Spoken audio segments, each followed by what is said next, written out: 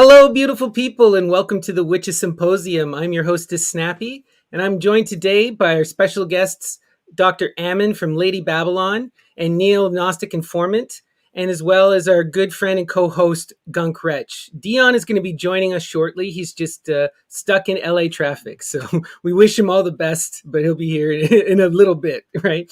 So this is going to be a fun episode today. I'm really excited for this one. We want to dig into the apocalypse. Now, what's so exciting about this is kind of the cornerstone of a lot of Ammon's work and where he's going with his second book on the Orphic Vox. And he makes a lot of radical claims, at least to those who are not familiar with this imagery, the Orphic imagery. So first, I want us to talk about kind of like the general consensus, what's going on with the apocalypse and what a lot of scholars want to present to us. So I know, Neal, you're incredibly familiar with that scholarly approach. So what is like the general consensus of what's going on in the book? And then we'll have Ammon come in with his Orphic image. Just to give like the overview of what the consensus, what most people think, because I stray from the consensus on a lot of stuff when it comes to this text, but we'll get into that later. I'll just give you what the rundown is of what most people say. This text opens up with the letters to the seven churches, goes through all these different archetypes, good Christians, middle Christians, bad Christians, that type of stuff. And then you start getting into these fulfilled prophecies that are drawing from like Zechariah with the four horsemen, Daniel with all the Daniel number shit.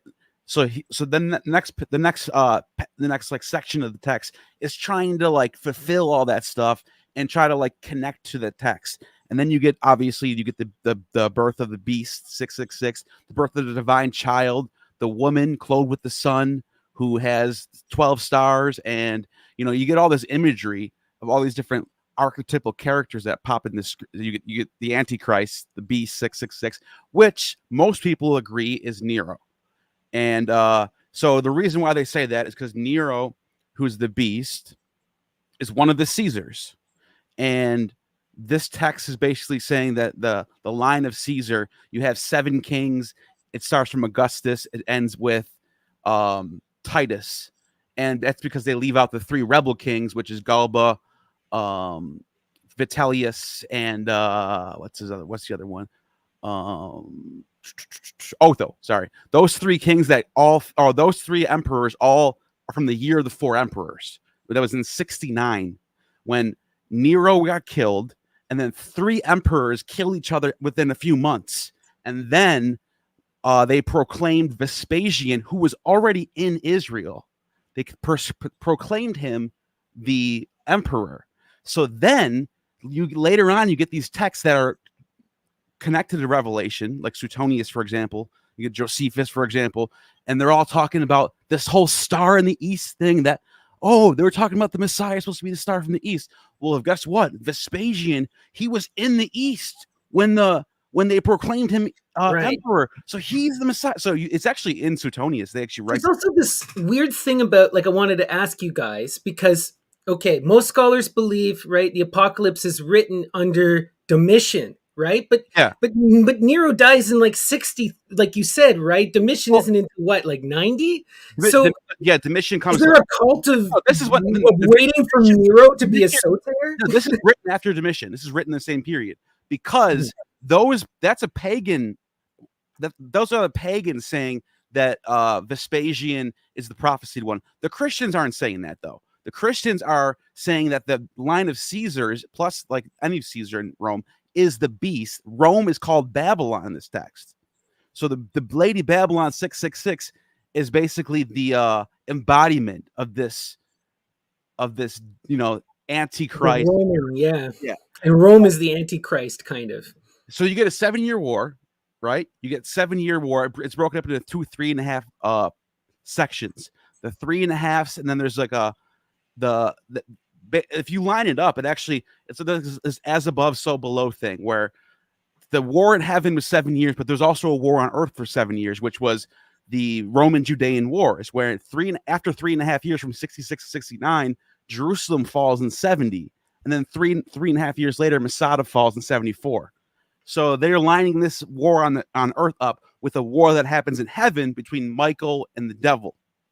And so after that happens, it basically says like Jesus comes back, and there, there people are whatever. There's some people think there's a rapture in there. There really isn't a rapture in there, but and yeah, that's basically the text. Jesus comes back and says, "I'm the morning star, and I'm about to kill everybody." So, make sure you got the mark on your forehead, or whoever's written in the Lamb's Book of Life gets to be part of this divine marriage ceremony that we're about to have. So then it gets into all that stuff. For sure. So the key things I want to put that scholars put forward that Ammon is challenging is, number one, these images of Israel as she who is clothed in sunlight, the whore of Babylon as Rome, and this whole idea of this kind of political thing. What you're kind of arguing, at least in that last episode I mentioned, season 1, episode 6 of Satanic Initiation, is that you're putting forward that this is a Orphic ritual, that's being signaled here, and that's the main image of the myth. Do you want to talk about that, Ammon? Sure. So I don't see any of that argument or any of that ideas and what is representing what. I don't give anything for that kind of stuff. I'm looking at just the text. So what I can give you is what I can lift just from that Greek. And it is full of the most beautiful drug-using sex cult mystery stuff you've ever seen. It really is. Yeah. It's full of it. The chapter that you were referencing, that Neal talked about, that chapter on that woman, my God, man, that's one of the dirtiest chapters in the Bible. You realize what he's doing to her in the end, right? This dragon. And you're sitting there because you've been smoking symbolism. You're sitting there thinking, the dragon this is the church. And the Protestants say, oh, it's the Catholic Church. And it's circle jerkery. Yeah, what's actually happening in the text is what we should be concerned about. What does it say in that 12th chapter about her? How does this dragon, do you know what a dragon is? A dragon's a dude. Get your mind out of the frickin' fairy tale. A dragon is a dude, specifically a dude attached with a temple or a sacred area in order to act as a guardian. It's usually to some kind of relic, something that the Kurios doesn't want other people to get access to. You hear Satan. Do you hear Eve? Do you hear the garden where the Kurios, that's what the Greeks called them from the beginning. Before there was a tetragrammaton, Ho'on was called Kurios. Yeah, fantastic. So should we look at some of the actual text? Should we just jump in? So bring it up past here. That academic stuff. Neal, does that stuff make you sick to? I mean, is it like gagging down when you're talking to a modern scholar? It's basically a whole new genre in itself where we can break down the English text, and then the last 1,500 years of what this text means now has changed. The original context in the Greek you can only understand by understanding the Greek world in which John, whoever's writing this, is operating within. We read it today, we have no idea what it means. We read it in the actual context, all of a sudden it makes sense. You know what I'm saying? Neal is studying ancient Greek with me. And yesterday we spent an hour working on Nonus and mind-blowing results. Book 6, man. Yeah. Listen, plug it, Neal. Plug book 6. We were reading book 6, and it's just, there's so much cultic imagery and layers happening with Lucifer and the Eosphorus, and you got the four winds, you got Astraeus, the virgin riding a dragon. It's all in there. It's all in Nonus. Nonus breaks it all down, what it all means. It seems like Nonus has everything. It's like every archetypical pagan Mediterranean image is somehow embedded in that text. Yeah. Wow. How that dude ever got published at his time, how he ever got that accepted is, I'll bet he had to do things in the church that most of us would look down upon, because Well, the sources tell us he's a that kind Christian, of stuff Ammon. shouldn't have gotten published. Yeah, that's what I always wondered if he actually did convert. He might have but I think if he did, it's probably for some political reasons. I don't see anyone becoming a master of the Homeric prose language who, in that Just kind being of a way Christian to at the end? recreate Yeah, it Yeah. and be a full Christian, Right. maybe a public Christian. Well, you it know? wouldn't surprise me if the church embellished later on and said, "Oh, Nonus converted before he died," because he's such a great writer that they want to claim him. Why wouldn't they?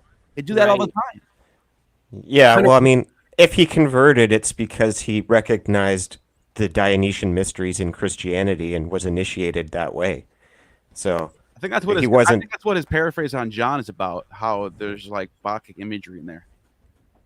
yeah, And it's a great text, and nobody out there, all you scholars who are ignoring all this stuff, shame on you. Right. Right. So we'll read the first couple lines here. It says, "And a sign great appeared in heaven, a woman clothed with the sun, and the moon under the feet of her, and on the head of her a crown of stars 12, and in the womb having, and she cries out, being in travail, and being in pain to bring forth." Okay, what's going on here, Ammon?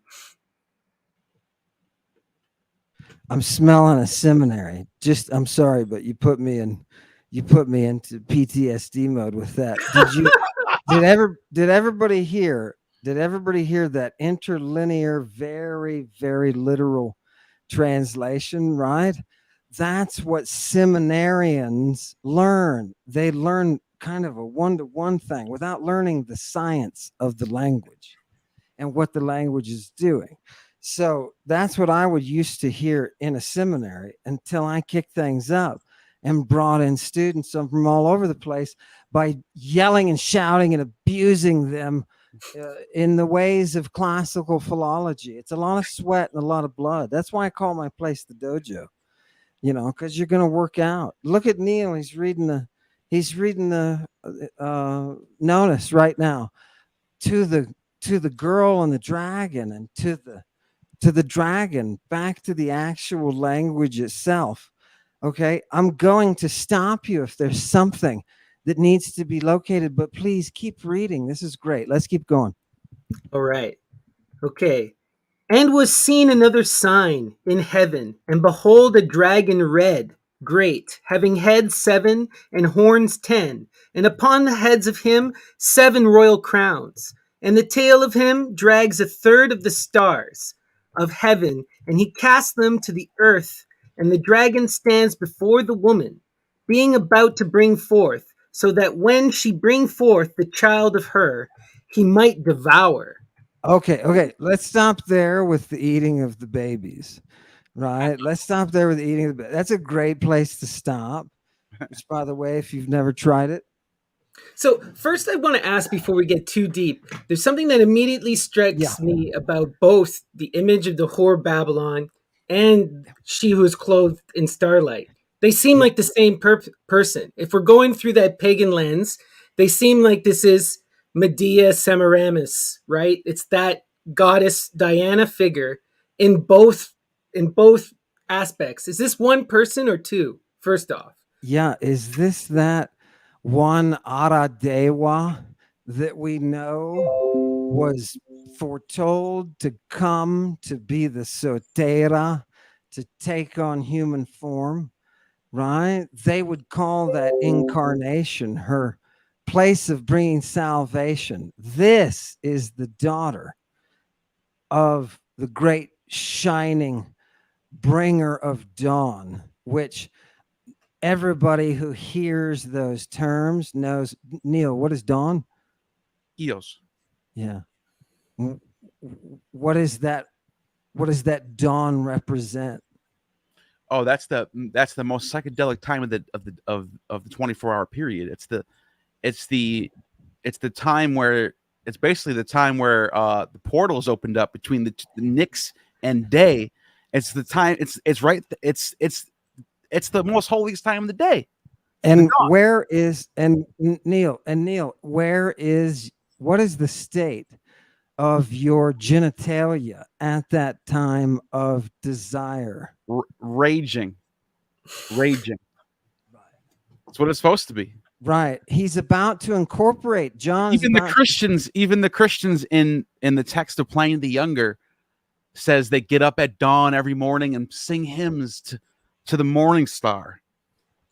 Okay, so this is all of a sudden sounding exactly like the myths of Cybele and Attis and the meals that they were doing that Alexander, what's Clement of Alexandria is yelling about, and others, Same location too, same part of the same place, which is hilarious. Yeah, look at the geography. Where are all these churches that this is being written to? Phrygia. Well, right next door to the Phrygian mother, bro. Right? Love it. But what's wild when you read all that stuff, like by Clement of Alexandria, he's also he talks about how stupid the mystery is, and he exposes the mystery, right? He says that the mystery isn't even a secret, and he talks about he has these words, the drum, the tympanon. Oh yeah, he goes deep. He goes drinking deep from the Kimbalon, and then there was one war, the Kernos. The way he describes it makes it seem like he likes, you could tell he's into it, because he goes on for 7 pages. You're talking about his exhortation to the Greeks, right? Why would you put the actual passcodes in the text if you weren't trying to reveal it? He's profaning it. He don't care. He's a Christian. No, but it's partially it's profaning it, but partially he's explaining it too. It's really kind of weird, right? Most people wouldn't say that. They wouldn't write that down because that's supposed to be secret knowledge. It's supposed to be secret knowledge. But the fact that Clement even knows all this stuff tells you he was a dirty cultist himself. And then he got old, and then he has been, and now he's pretending to tell on them, I don't care about that stuff anymore. That's what he's basically doing. That's Clement for you. What about that girl in 12? We got to get back to that. Yes. We got to get to that text. Okay, so what is going on, Ammon, with the why? Okay, so if you're giving birth to a savior, why does the dragon devour the savior? And this imagery keeps invoking other images to me. This screams to me the story of Medea, right? And how she in one version of the myth you told me, the dragon comes and blows up her children. Right? At the end of the story. No, I don't have the blows up the children. Or they're don't they the children get killed or something in her fire though? No. Okay, never mind.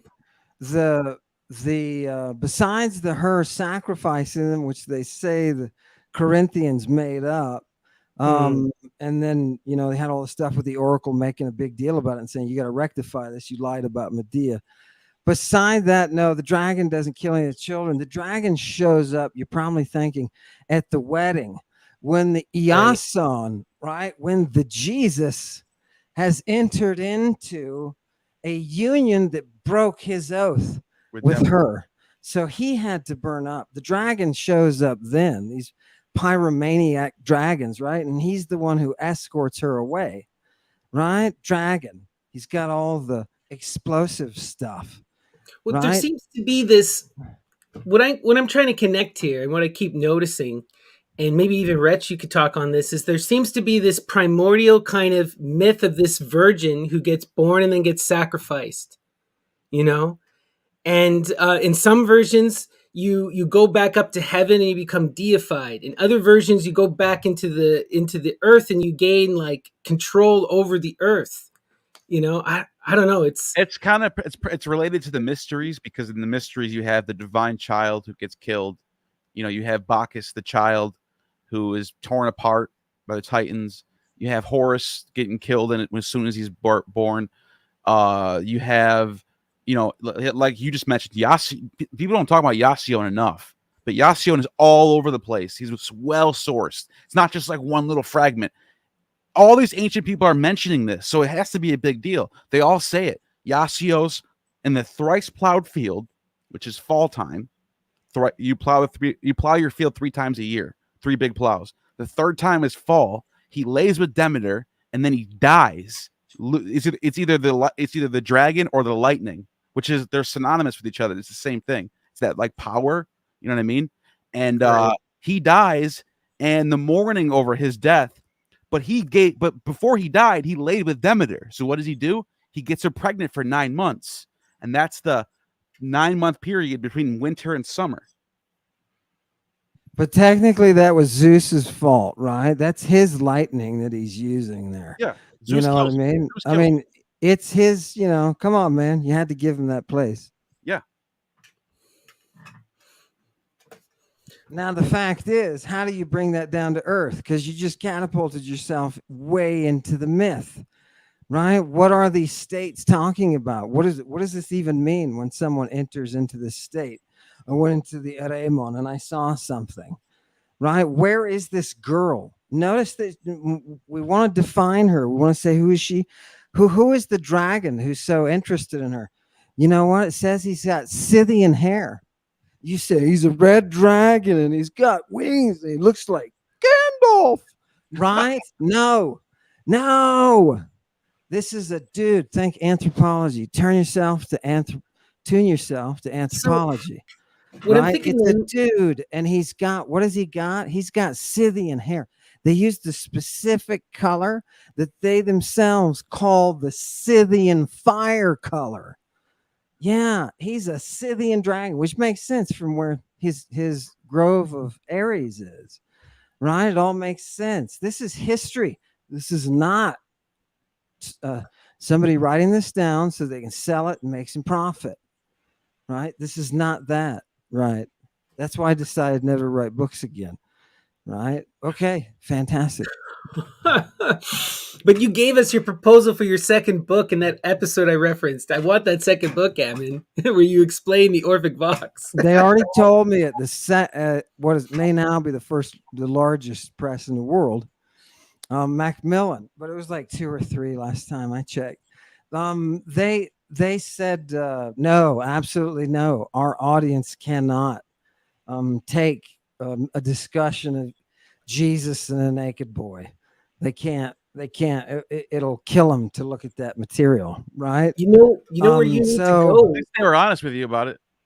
You need to go to one of those private presses or those more specialized presses, something that does occult or neo-pagan stuff. Well, there's a massive audience for this. You could just put it on Amazon, self-publish. Yeah. Use your YouTube channel and just tell people about it. How about we just put it on YouTube? We just continue to put it on YouTube and let the whole universe get it for free.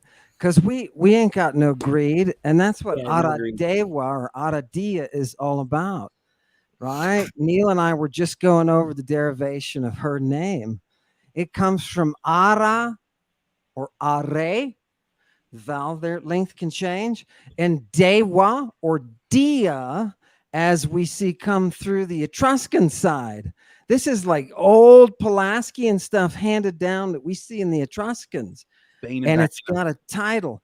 It's got a title. That Diwa is the old Mycenaean Diwanasa. The Dea Wanasa. The Wanasa is like... you want to say queen? That's about the best image that it strikes. It's the woman who runs everything and who can kill you and who has all the knowledge in society and is doing all the building. That's the Wanasa. These are Bronze Age peoples. So right? That brings me to that I emailed you about this, where I had in your last episode, you were talking about the story of Lot and his daughters. And that's when it finally clicked to me. That is the same image that we see in Apocalypse. And it's the same image that we see with Circe and with Medea. And it's the same image that we see in the Gospel of Aradia, or the Gospel of Witches that Charles Leland is writing about. And what's wild about Leland and why I wanted to bring him is that he doesn't just call her Aradia, he calls her Herodias. And so that connects us back to the Bible and to the biblical image and to the figure of Salome, who is also called Herodias. So what I'm wondering is, apocalypse, like you just said, is this not a history talking about the rite that was done to Christ, to Jesus, that Salome is orchestrating, in order to sacrifice him? Those words come from the same root. The arai are the curses, right? Ares is that force of compulsion through war, what we call war. And Hera, which her name is all the time fudged, guessed that wrongly, but it's using the same root, and again is a force that pushes away. It is a defender, and that's why this special, the very document that started all of this mystery through the Medwa, through Medea, is hanging there. This song is hanging there in a tree, guarded by a red-headed dragon, who's one of the Scythian dragons. This guy's all full of poisons and knows his poisons, and you can't get within an inch of that thing. This is Eden. Yes, it is the same rite. It is one mystery. Which is so wild, because that means the mystery goes in two directions. Okay, the mystery can either bring you back to the stars, or it can draw down the stars to Earth, right? And then one is this is what I want to get your perspective, because I'm trying to understand this, because it's seen as horrific and to bring stuff down, and it's seen as positive to bring stuff up. But I don't know if that's necessarily true either. What's going on with this? I'm not sure. Devil's daughter, man. You're talking about the devil's daughter. And I think this is what makes modern people who look at Leland and go, ew. It's a reaction to something very, very irrationally visceral. She is the curse. The devil's daughter is the curse. She is the one who comes in. She's portrayed as that fury, that bane. Her name means the bane of Diana, the bane of Diana. So it's her cleansing. Remember, what does she do this all for? What does the Savior do this all for? This Aradewa. What does she do this all for? Because human beings have enslaved other human beings. They've taken all of the goods. They have all of the wealth, and they have enslaved others. There are a lot of us who are enslaved. What does Aradewa do? Aradewa is the savior. She's the one who comes and frees us, brings us that true Bacchic freedom, right? I'm getting high on the mountainside, and I'm coming in a group, and we're going to bust down your civilization and build up a free one, right? That's Aradewa. Yeah. And a lot of this also really reminds me of a lot of the stuff we see in Indian traditions and Hinduism, and this idea about the rejection of eros and matter. So like in the Indian tradition, they make this understanding almost that creation is predicated upon that desire. Desire itself is what causes us to descend into matter, and it perpetuates the cycle forward. It causes all this pain and suffering, right? So then you have to have this rejection of matter in order to return back to the one. That's clearly what's going on in the rites of Attis. That's clearly one aspect of this image. But there's the reverse, what you were just talking about, the setting free of the bonds, the resetting of the poles. But there's also an establishment of a new lineage, a new cycle that will begin again, right? And there's a new tyranny that kind of comes as a result, and the poles inevitably have to be flipped again. So fundamentally, eventually there has to be a fundamental rejection of matter from everything. Isn't that, in a return to this one? It's kind of, isn't it a trap then to fall for Diana? You see what in this vision? I don't know. You see what the Gnostics were getting at now. Right. That's it. You just mentioned, you just like walked in Gnosticism right there. Well, this is where it all connects, right? Because I think that what we're seeing is that in pagan, you have that polythronos. It's a duality. Both are true, right? And it's like this also, it's that inevitability of the cycle too, because if you let the cycle of of these tyrannies play out, eventually it's going to return to the one anyway. So you either go kicking and screaming or you go of your own accord. Yeah, because that wisdom, that Sophia always pervades through the chaos. So you'll have chaos, you'll have war. The Trojan War goes down. Both sides get messed up. But out of that chaos becomes a brand new civilization, the Hellenistic world. Like, you know what I mean? Like, so wisdom, justice, all these traits of the image of the virgin with the spear in her hand and the shield in her other hand with the helmet on. That's simple. You know what I mean? Yeah, and I keep thinking about, like, we're looking at this image of the apocalypse. What does the apocalypse accomplish? It does two things. It dethrones the mother, which was the main god of the Romans since 200 and 8 CE is when they brought her from Pergamon or something like that. 204. So for most of Rome's history, the mother is their central figure, So she gets dethroned and relegated. Patriarchy rules, and Rome also falls, right? Yes. And a new order is born, a masculine order, right? Is that what we're seeing? Is that what Salome Herodias accomplishes with her right? That's what happened. That's exactly what happened. Wasn't it just a few years after the adoption of the Phrygian mother? Was it a couple? So they adopted the Phrygian mother and immediately beat the Carthaginians and then the Macedonians right after that. Didn't they went from being a little baby on the Mediterranean to within 20 years, the biggest thing on the block, controlling everything. Didn't they have? Correct me. They got her. Correct me if I'm wrong, but wasn't it like 184, 186, where they have the problem with the Balkans and there's 186 conspiracy? 186 BEC. All the conservative, all the Etruscan families were like, we don't like the Greek stuff. We don't like Bacchus.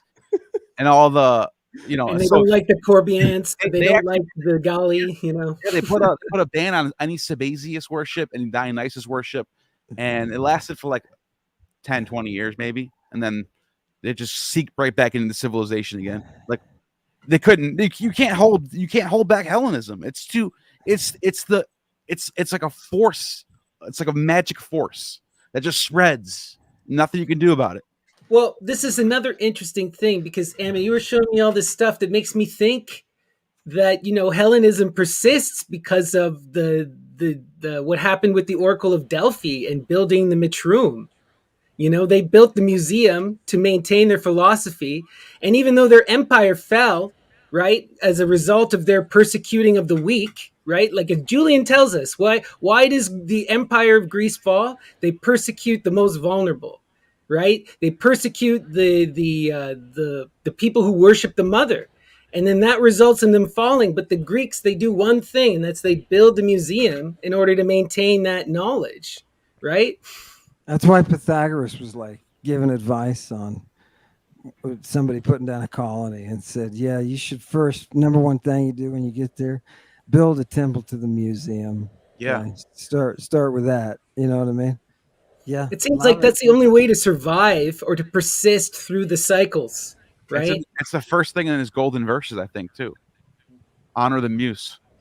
Not all of Hellenism could survive, but an aspects of it could survive because of that magic, Yeah. Yeah. Sorry, go ahead.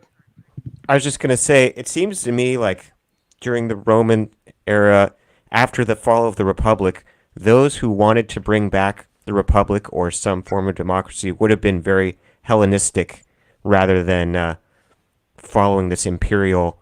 I mean, not that the Romans liked kings either, but so there was a whole culture war going on to normalize the emperor and the kingship, and it would have been directly opposed to this Dionysian Hellenistic democracy type culture.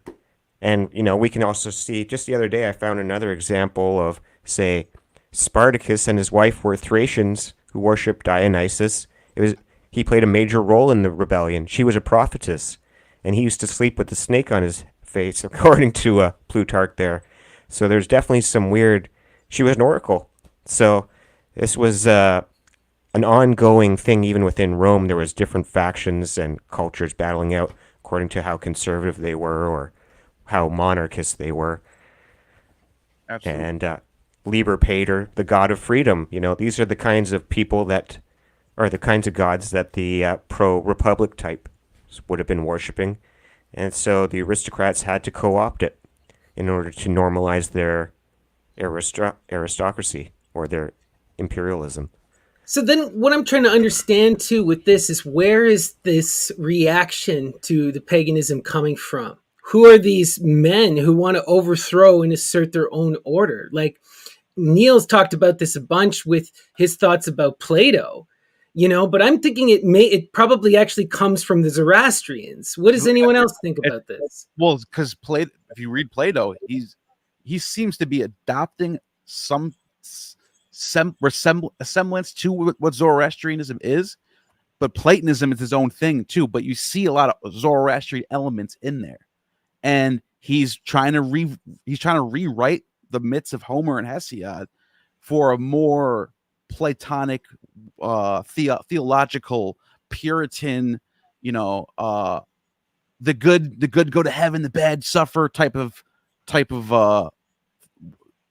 theology. You know what I mean? Yeah, they take this black and white kind of reduction, like the central theme of like the pagans, even though they have like the mother god, everything comes from the mother. There is many, right? There are many, many, many versions of things. But the Zoroastrians, they bring in that strict dualism, right versus wrong, black versus white, male versus female, right? Yeah, the Zoroastrians also seem to be the origin of this whole concept of the apocalypse or the end of time in general.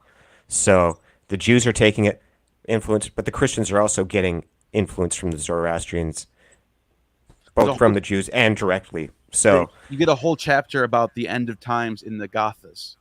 It's hymns of Zoroaster, and the Messiah as well is a very Zoroastrian coming Savior, all that. You get all the same elements.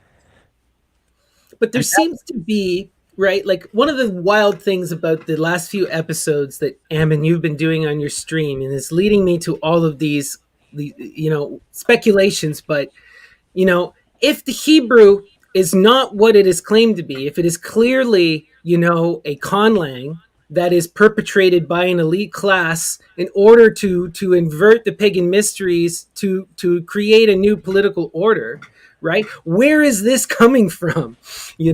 Where is this patriarchal authority, right?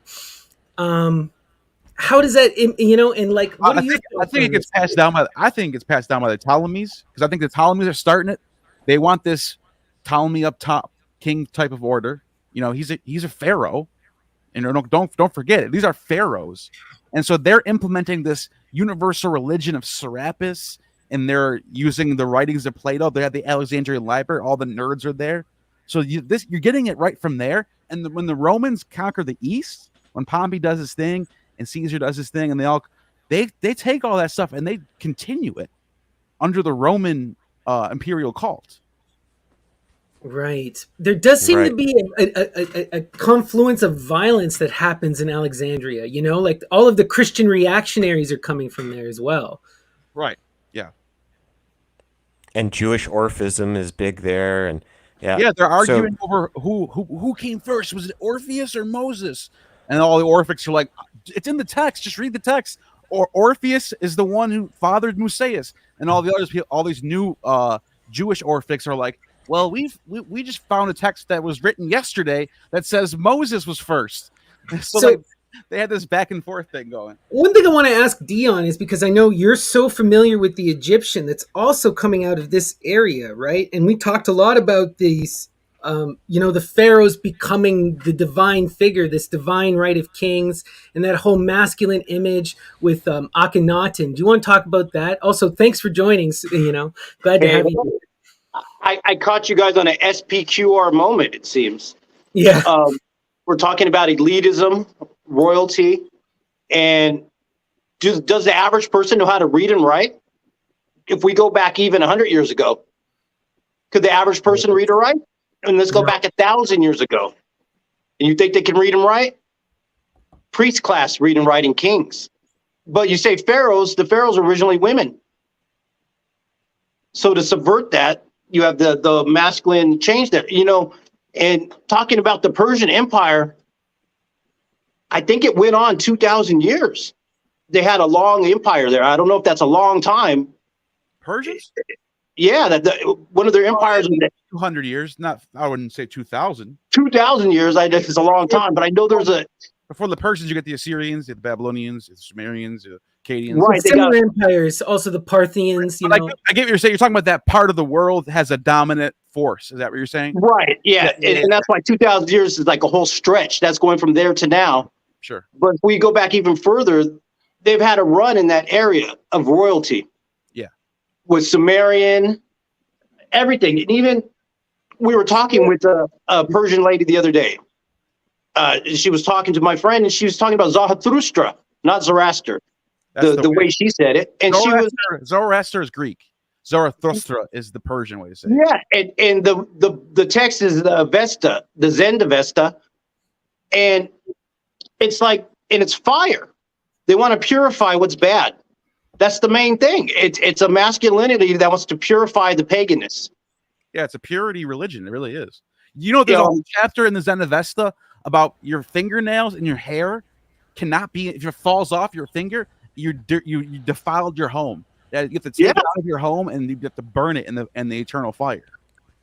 And after the apocalypse, the Zoroastrians teach that the aristocrats, well, there'll be a resurrection of the dead, just like in Judaism and Christianity, and then the good aristocrats after the judgment will get to rule for eternity over the peasants, and the hierarchy will be cemented for eternity. So this is why they're motivated to try to attain glory in battle, and it's almost for the final apocalyptic battle, because they want to be in on the winning team for all eternity, right, and rule over the peasants. But that's why Rome is called Babylon, because to what Dion was saying, whether it's the Persians, the Assyrians, no matter who it was, Sumerians, I don't care, Akkadians, Chaldeans, that seat of power for a long time was Babylon. Alexander, when he conquered, where did he sit down before he died? Babylon. Babylon was the seat of power, and then Rome became the next seat of power, and that's why Rome took the title of Babylon. If you're going to be the seat of power, you're Babylon. That's why a lot of people say America's Babylon now. That's what they say, because it's the seat of power. Yeah, there's a lot of people who want to be king of the world, so it ties in with Nimrod type symbolism as well. And then we get this kind of thing in the Gnostic book of Baruch, according to Justinus. It's in what is it? It's either Irenaeus or I think it's Hippolytus.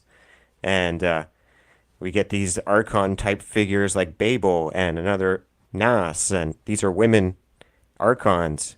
And it all boils down to the reunification of heaven and earth, and the masculine sky father and the earthly mother, and inseminating her with meteorites, it seems. It always goes back to the old Orphic Pelasgian theogony. That's the skeleton of every single text. Yeah. Yeah, right. And it's always that image of that mother who then splits herself into two, the sun and the moon. And then the sun and the moon having that incestuous relationship in order to produce all of matter and material. And it all goes back to that fundamental taboo. And we see this image being repeated again and again and again, right? Like, what is there's the a lot of but that story. There's a lot of Romans aristocrats who wanted to be like Alexander and become the king of the world as well, or become worshipped as a god. Not that, Alexander tried it, but it wasn't very popular, so they had to figure out a better way.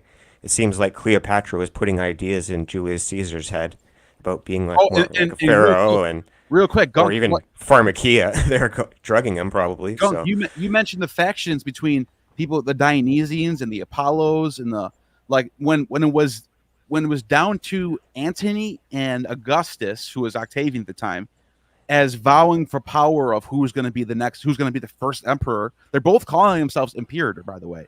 A lot of people don't know that. Mark Antony said, "I'm the imperator," and then Octavian obviously is the first imperator. Everyone knows that, but Octavian didn't like Dionysian worship because that was Antony's thing. Antony ruled that priesthood. They thought he called himself Dionysus, and the Augustus cult was very Luciferian, very Apollonian. They were sons of Venus. Like they were all from that descendant of the Julio-Claudian. But you're right. You have these factions, the Dionysian and the Apollonian sides of the Roman Empire. Well, it's also that gives us our polythronos image. That's that image we keep seeing, the duality of she who is clothed in the sun and the whore of Babylon, right? It's two sides of the same coin, right? Yeah, Another- perfect to bring it back. Can I just interject? I want to see the semen from the dragon, right? Because in verse 17 in this dirty, dirty, dirty Bible, it says the dragon orgied under her power. The dragon entered the orge. Do you have that text to pull up real quick? The Or no? orge. I'm can looking find at it. I'm looking at it right now. Love it. It's verse 17. Verse 17. Orgiste.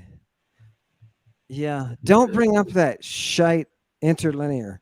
Don't bring up the interlinear. Pull up the Greek, No. right? Tell them to Okay. pull up. No, bring up just the Greek text. Yes. Let's look at it. You grab it, Neil, and you want me grab to it. All right, which Yeah, if you know where it is.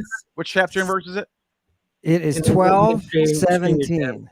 Well, 12, 17. Greek. Just look up on Bible Hub. Everybody, by the way, all the evangelicals at Bible Hub who set that up, everybody from Satanic Initiation, at least on my end, says thank you so much. Here it It's is. great for you. It makes it so much better than flipping pages. You know what I mean? Right. Oh, Look, you God. got your Aranoi right there. Oh, God. No, get that out of I'm going to All in puke. the wrong verse. Yeah, no. That's Wait, which one you said it was? fine. 12, 17. Oh, okay. I But was bring wrong. up the Greek text. Click on the Greek text, This please. is the Greek text. No, that's the interlinear crap. Oh, I thought you text. told me to pull this one up. I thought you said No, Bible. guys, nobody should be using I this. don't use Bible Hub. I don't know how to use who's- Bible Hub. No, well, you need to use Bible Hub. The texts are good, right? Which Just one? bring up Which the, one is it? What's this? Oh, I think I the found it. Blue letter. Just bring up This one, chapter 12. Yeah, that'll work. All right, Okay, 12, 17. Uh-huh. here we go. That's an inelegant version there. I'll read mine. Yeah. So look at that first verse in 17. Kai orgiste hodrakon epite gunaiki. I'm just going to be very careful with the words here. I'm going to be a good classical philologist, and I'm going to render them as accurately as possible. That verb orgiste is from the orgizo orgao root. And the orgao root means to come to the point of bursting. Enraged. To It says be right in a here. moment, to be in a moment of bursting. It is that Seder when the dawn has arrived. That they call that dawn. Neal remembers this. You can back this up. They call her desire. Yep. Desire. And she comes in. When she comes in, you have that raging Seder that is ready to explode. This is where the term orgizo, to practice that right, to enter into the rage. And they call it the rage of Pan, right? This is a sexual rage. This is not a, Pan is, what Pan walks around with an erection, right? He has intercourse, right? He chases. What is Pan called in Greek? He's called the chaser of the nymphs. He's the nymph chaser. Wow. That's what his name is. Praise to God, nymph chaser.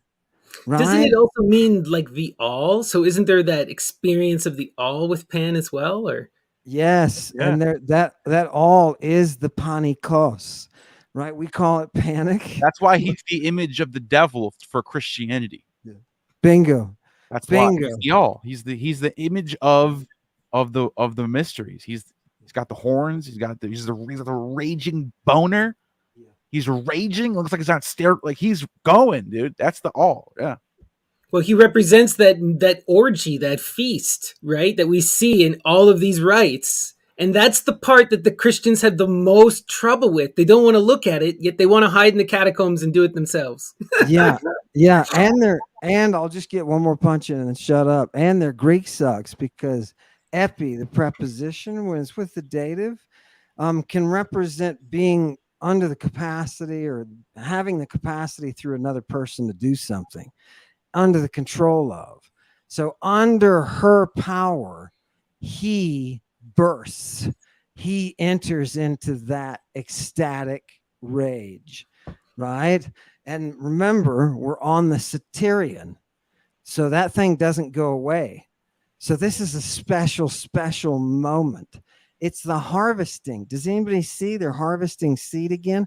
Did you wonder why we're in Sodom? Did you wonder why we're invoking Cain in the Aradia? Why would you talk about Cain? If you were a Greek and you heard Cain with this invocation that's in the Aradia, you would hear the name of that old man in the sea, Nereus, who transforms, and we hold him down and he transforms into his different shapes. And when he's done, when he's exhausted, then he tells us the future. Right? Okay, that's such a wild image, because that screams to me the inverse of Addis. You have an old man versus a young man, right? And the young man is coming out of the waters, Oh. and then you have the old man going into the waters. And get this, the satyr is raging. He's the Addis is a what do you call it? What do you call the priesthood? Eunuch. It's they have the opposite sort of spirit going on. Do you understand what I'm saying? Like, one of them is they're doing the divine imitation of the one of them mother, has right? giant balls, the other one has no, like, but there's a reason why it's like that. I'm not to use Chinese imagery, but like, it's like a yin and yang thing. It's like you have your two opposite sides. But you know what's fun to do with eunuchs who cannot spread seed? You can give them a drug to give them an erection, and you can have your way. You remember in Aradia, what do? They turn the lights out, right? They knock the candles down, and everybody goes at it. Everybody takes their clothes off, and everybody goes at it while they're in a state of this frenzy, this Bacchic panic, right? So that's that Holy Spirit. That's that Holy and the Spirit. Christians, the early Christians are accused of doing this. The earliest Christians are accused of doing this. It says they tie a dog to the source of light, the lamp, and then at a certain time in the service, somebody calls the dog from outside. The lamp falls over, and that's the signal. Everybody takes their clothes off and has intercourse with each other. Remember, if there are eunuchs here at these parties, right? Some are made eunuchs for the kingdom of heaven's sake, and they're here at the party, right? There's a lot of stuff going on. If you're going to engage and become Christed, you're going to have to go in deep. This is the reality, and this is why nobody understands the dragon in the apocalypse, because they're looking at it through that fairy tale lens. I'm sorry, I'll stop. No, it's wild. It's wild to think about, right? Because like, what I'm trying to grasp with all of this kind of stuff is like, what's going, because there's this, there's that duality of this image, right?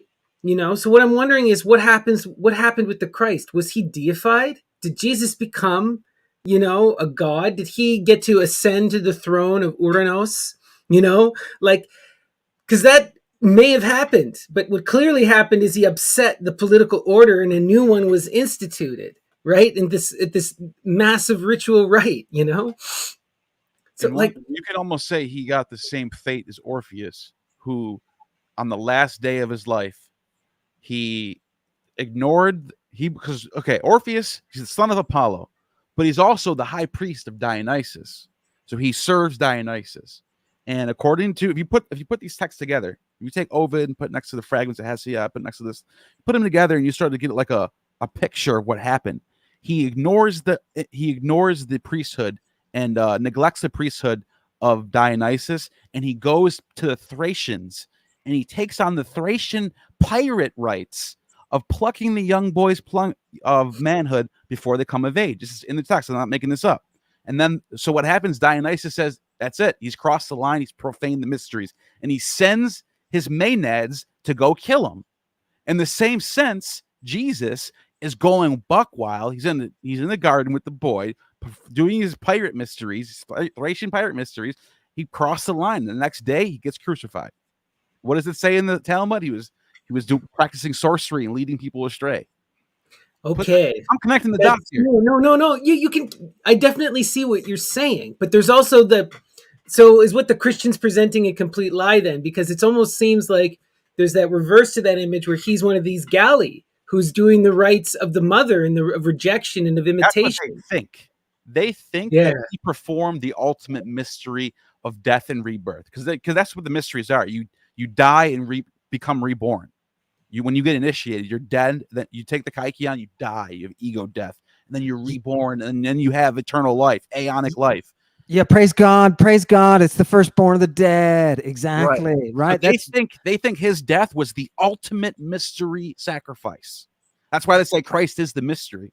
Paul, but we do have the myth of Attis, though, who does achieve this ascendancy, right? Where, by imitating the mother, but he also through that act of self-sacrifice, he does achieve apotheosis. Right. But he does it through the goddess who deifies him, who brings him up, he does it Attis does it the right way. You know what I mean? So then this comes back to this idea that we see in all of these images again, with this spurning of the goddess, right? Iason, Jason, what does he do? Is that he refuses to be changed by the goddess. He decides he doesn't like her methodology, and then that destroys him, right? And this is a constant theme we see with all of these hero figures. You either allow the goddess to transform you become one of her pigs, or you become something else, or you manage to escape the violence through the grace of Hermes or something, but either you're transformed or you're destroyed usually, right? It seems like Jesus was not transformed. He was utterly destroyed. But this calls into account, then is Orpheus a good figure? Sorry, Dion. Oh, well, I was going to derail the topic for a minute to let you know that today in ancient Egypt is Set's birthday. Oh, wow. Since you're all talking about Jesus, we're talking about Set's birthday in the heliacal rising of Sirius. So right about now, the Nile will indwate and flood. That midsummer dog star. Yep. And right about now, the Nile is going to indwate in Egypt. In ancient times is when they set the markers, and it would flood. The crocodiles would come out. You could wrestle them down. If you're into Sobek, have sex with the crocodiles. There were stories of that. You had to flip them over on their backs. And they also wanted to collect the oil from the crocodiles to get the fats to anoint the mesh. So you got mosh and mesh. Moss is to be pulled out of water, like Moses floating in water, and mesh to anoint. And it's the crocodile fat. And yeah, so over the next couple of days would be ancient rituals in Egypt celebrating that stuff. Sirius, Set, crocodiles. Dion, you wouldn't believe how many recipes I've read that have some kind of crocodile feces as a component. And can I just ask, on the Greek side, the Cretans were able to make this device that you could put a person inside of it, and then a bull could come and copulate with it, and they could enjoy the copulation. Is that kind of the spirit of what the alligator orgy was or what? That's wild. Think about this too. I'd like to add hippopotamuses as well. They would use their dung for contraceptives. And the crocodile dung. They would put the crocodile dung inside the vagina and had a certain pH. And if they added acacia, it had a certain lactic acid that acted as a spermicide. They also used the elephant dung as well. But in elephant dungs in Egypt grew psilocybin mushrooms that they would take. Wow. Now we're getting sexy. Sexy. Well, that also brings up that scholar you found, Dion, that takes it even a step further and was showing that, or at least he's making the claims that these texts were, in some of these death rites, they were taking the bodies, hanging them to dry, and allowing mushrooms to grow from the bodies, and then consuming the mushrooms that were cultivated off the bodies. Whoa! I wonder if there's like DMT content in that. Right? Yes, probably is. So it's Lee, the author Lee put out the book, and of course you got many authors when they put out this information, their lives change. I'm sure Alma could tell us this. That's the blessings of discovering stuff you get in trouble with the academic community. So there's a list of authors that it's hard to find this stuff. And what he was talking about is just in ancient Egypt, Book of the Dead. They talked about it's in a necropolis. It's a death cult of ancient Egypt, and they would embalm. That's what the embalmers and Jesus. That's about mummification. And in Egypt, it was a science. That's why we watch these Return of the Mummy movies, because we want to see the mummies coming back to life. And so they're into the dead, and they're into bringing the dead back, and they're into mushrooms. And when they were slicing the body, you could put mushroom spores into the body and it'll fruit. It happens on logs. It happens on animals. In Australia, there's a certain type of mushroom that fruits off of, antelopes, dead antelopes or deer, and they sprout out. Because the body, it's like compost.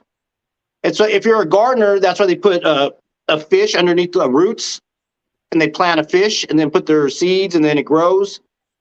So it's a fruiting body. It's compost, and that's what the human body can do. That's why Cain said he was just going out to garden when Abel disappeared. You know what I mean? Maybe it was just compost. Seriously?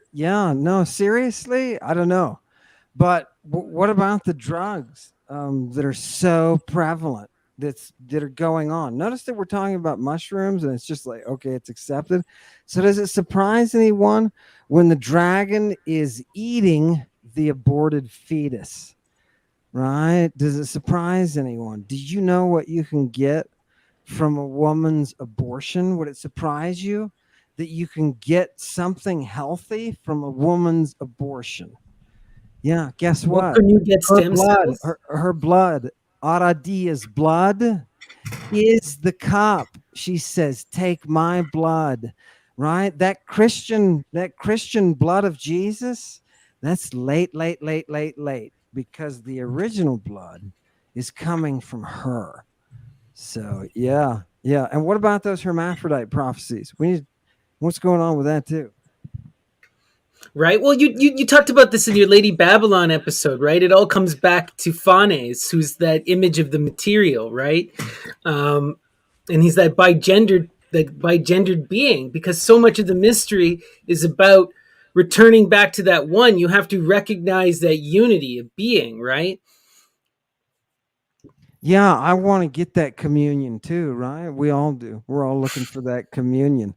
Dion, would you eat mushrooms off a corpse in order to enter into the rites that will allow you to have oracles, to see the dead? I mean, this sounds like pretty good stuff, doesn't it? I mean, like, is it just me, or is this just medicine for, Elozinians, baby. Well, I joined the Mycological Research Society years ago. I'm into mushrooms. They could do a lot. Mushrooms can also save the planet. You got oil spills. There's mushrooms that can remediate oil spills. There's mycelium underneath our country. That's 1/3 of the country, I think, is the largest mycelium strand. Mycelium is special even before you get mushrooms. Mushrooms are just the fruiting body of the mycelium. The mycelial network is the real magic. The biggest organism on the planet, but they used to think it was the blue whale was in the ocean because they're so fucking gigantic. But they found out that in the Northwest, there's a one body of mycelium that's like a mile fucking long or some shit. So they have a prehistoric version more of than this. It's much larger. It's the plane maker. So it used to be nothing but forests from where I live in Ontario all the way south to Florida.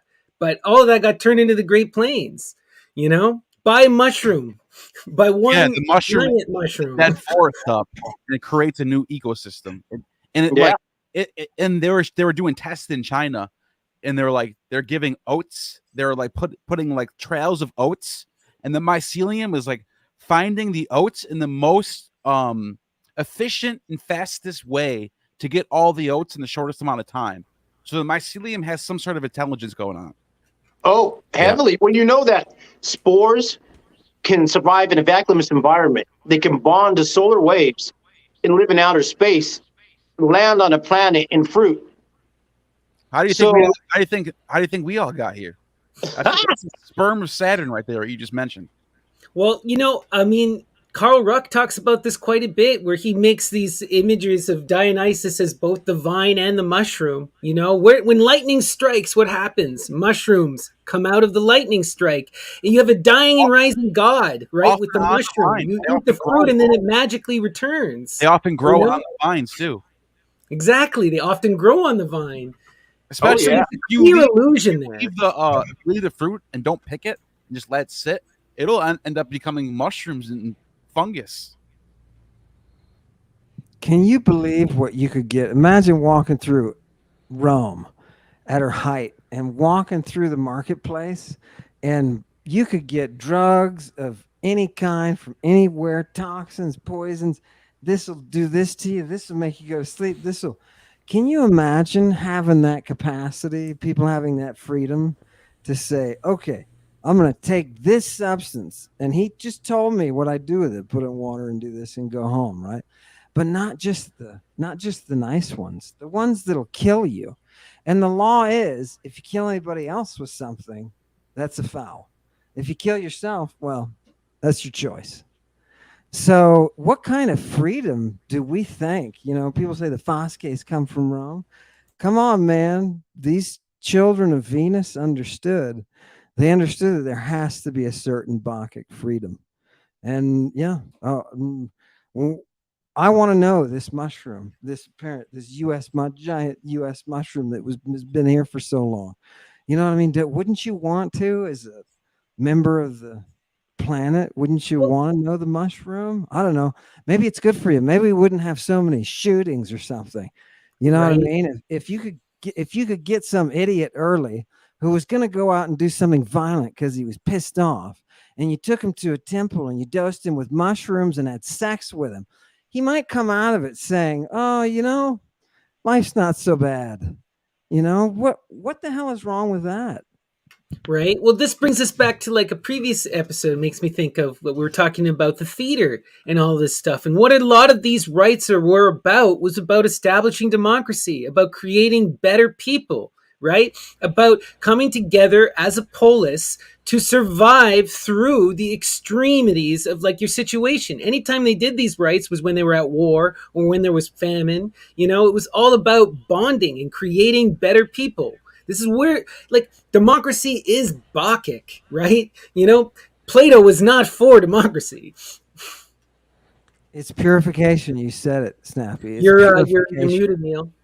The whole point of the Republic was to say the dirty democracy. Look at Piraeus. We went down with Piraeus, all those weird Bacchants that are doing all these weird things, and everybody's walking around the city drinking and shit.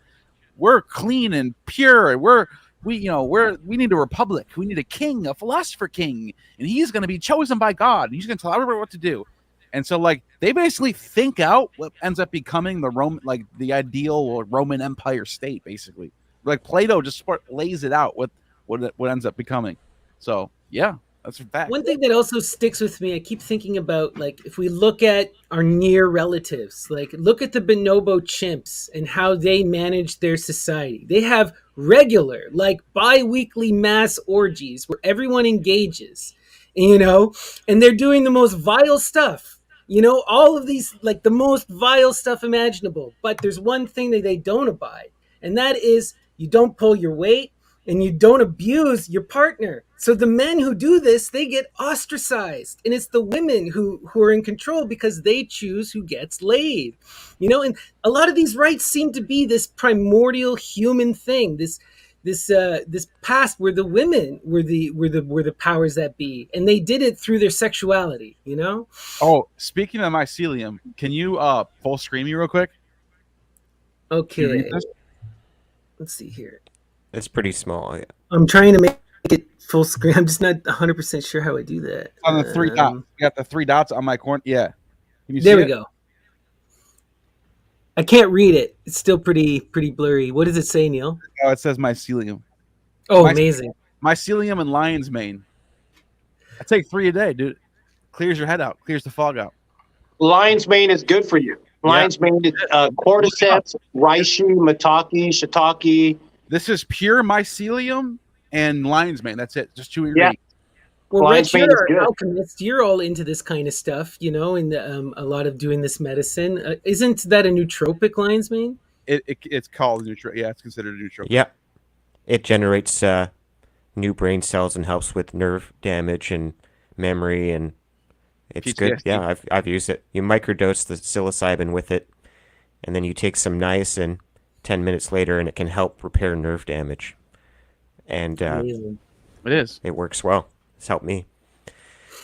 So just to bring this back to Revelation, it occurs to me, like, I mean, John is, or whoever wrote it, is condemning pharmakia at one point, but he also seems to be taking his own entheogen of choice, and so there's like he's condemning the heretics for doing the wrong drugs at sometimes, and then he's like, you guys got to get back on the good stuff or something. I don't know. That was my impression at kind of reading between the lines. Does that? I would agree with that and say in the text itself, she is blamed, right? The great, she who holds the cup herself, the Lady Babylon, who upon whose forehead is written mystery, right? If that's not the embodiment of the mystery, nothing is, right? But she is portrayed as having that cup and using those drugs. She is that pharmakes. She is the witch, right? But what's funny is the text is acknowledging that she's the source of the communion. So as you're reading John, you get this constant contradiction that it's almost like somebody has taken earlier prophecies and is even using earlier Orphic phrases like the one who is and was and will be. I will tell you what is, what was, and what will be. Ho'on is an Orphic expression, and John is co-opting these. Did nobody notice that he calls him the Pantocrator, right? And how these are titles. These are actually titles that are used earlier. And he's located in the Ionic sphere of the Greco-Rome, like where the Ionians are at. He's Patmos. You know, originally it wasn't John of Patmos. Everyone said it was John the Beloved. And what always strikes me about John the Beloved is that he was said to have destroyed the temple of Artemis at Ephesus and then to have disappeared because he lives forever. But Mary dies at Ephesus and she's buried there. And we know that Ephesus, this is the heart, the absolute heart of Kybele worship, of art, you know, of that mother goddess cult. It's one of the seven Right? wonders of the ancient world. It's such a big deal. brilliant point, Snappy. Brilliant point. You know, so it's all coming out of this place, right? It's clearly of this Phrygian character. And you know what beloved means, right? John, you know what that means? He's John the Beloved. John is the one John was a young boy when Jesus was in his 30s. That's why John's writing this in the 90s. He's an old man now. He was a young boy when Jesus was alive. Do the math. A beloved, if you know ancient Greek, Ammon knows what I'm saying right now. Anyone who's a beloved of somebody is you lay on their lap. You have sometimes sexual shit going on. That's a beloved in the Greek world. You have the elder and the beloved. If you're called someone's beloved, that's what that means. And It's a pederast relationship, right? Archelaus Socrates was the beloved of Archelaus, they said, when he was a young child. Like, this is a normal thing that happens in the Greek world. And so if you get called the beloved, that's what that means. That's the context. Well, I remember when we were digging into the Naked Boy, and Dion, you should talk about this, because when we were digging into the Naked Boy, we kept coming up with John the Beloved, but he's always described as an adult in a lot of these texts, you know, but he is the only one who physically touches Jesus, right? Yeah. Doesn't John also have a servant? Who's this? I think, Neal, were you telling me about that servant? Is this a boy, or who is this guy? Which one? John, who wrote supposedly wrote the Apocalypse. Yeah, once John gets older, he gets his Epaphroditus. Yeah. So he also has his boy. Sure. I mean, that's how it works, though. That's how the mysteries work. Now you find an initiate. That's your beloved. You teach them the mysteries. Then they teach it down. That's how you get Christianity from it. So Neal, basically what you're getting at, and I thought this, but part of me recoiled at this thought because, I love the Orphic Vox, but is Orpheus to blame? Is he the one who corrupts the mystery? Does he make it about raping children and about this like negative shit? Is he the one who first profanes it? And Jesus is kind of following in his footsteps. I would say yes, but I also wouldn't take away from the work Orpheus laid, like the as a theologian before he was sent to death by Dionysus. Before all that's legit. That's Orpheus the theologian, telling the stories of the ancient world. None of that should be ignored or nullified because of what happened, because of his fate. So yeah, I'm going to say yes to that question. No. Does it begin with Heracles? Because doesn't Heracles have his Ganymede? Does it begin with Zeus? Right? This is what I don't It's all over the place. Nah. You guys are talking about beloved John. I just want to throw that in again since I heard mushrooms earlier. Boanerges, Sons of Thunder. And there's books out that they posit that deals with mushrooms. And the beloved John could call down thunder.